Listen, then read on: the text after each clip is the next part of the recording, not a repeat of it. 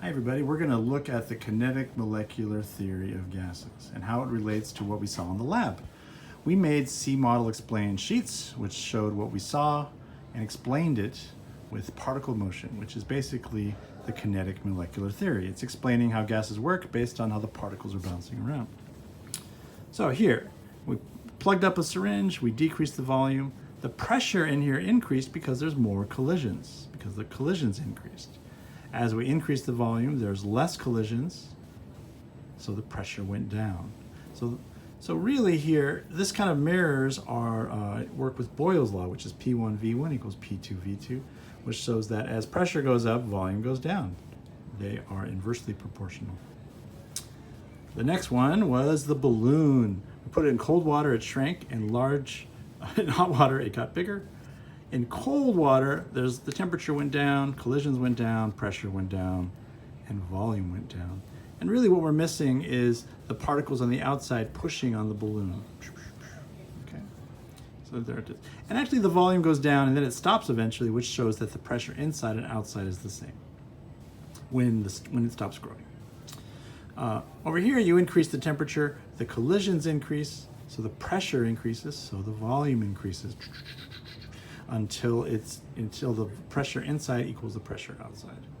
Okay, and that really is showing that volume and temperature change directly proportional. So if we were to write the equation, V1 over T1 equals V2 over T2 when the number of moles and pressure is constant.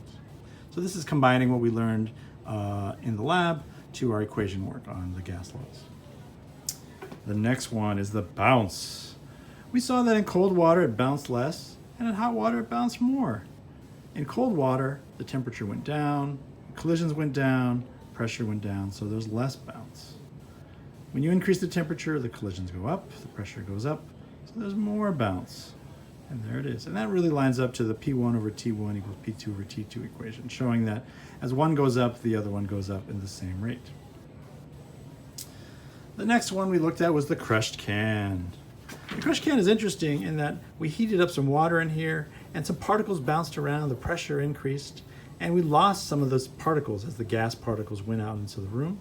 So pressure increased here, and also the number of moles of particles left because some of that water evaporated. Okay. Then we put it in cold, the particles slowed down, so there's less pressure, and there's less particles in there than before, so there's less moles. Overall, the pressure goes down, and the outside pressure crushes the can. This is important to show that it's the outside pressure that crushes the can. There's nothing intrinsic about the thing coming together, right? So it's crushed, not just collapses, right? Just like life. You don't just collapse, you get crushed. Okay, hopefully not, hopefully you can rebound. So it's really a way of showing the either the combined gas law or really the ideal gas law, and that pressure is equal to nRT over V.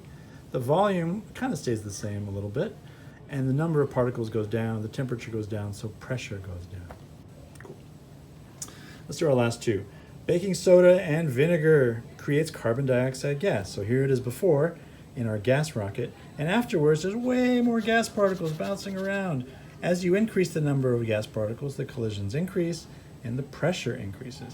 And that's really, it's kind of like Avogadro's law, which implies number of collisions to volume.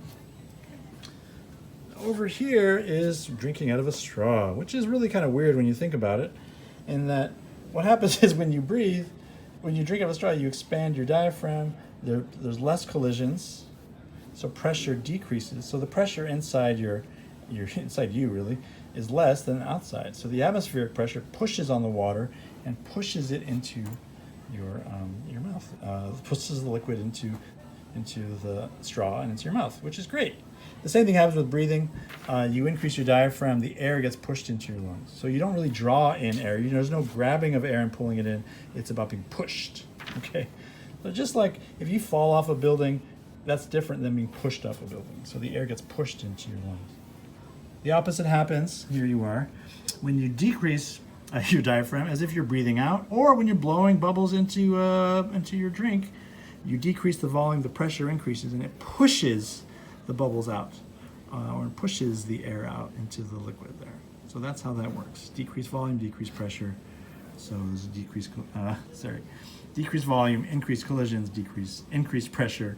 So in this case, the pressure outside is less than the pressure in, so air gets pushed into the outside. And overall, it's just really looking at gases and saying, gosh, we can explain them by looking at how the particles move. Here they move more, creates more pressure, more pressure, more pressure, less particles, less pressure.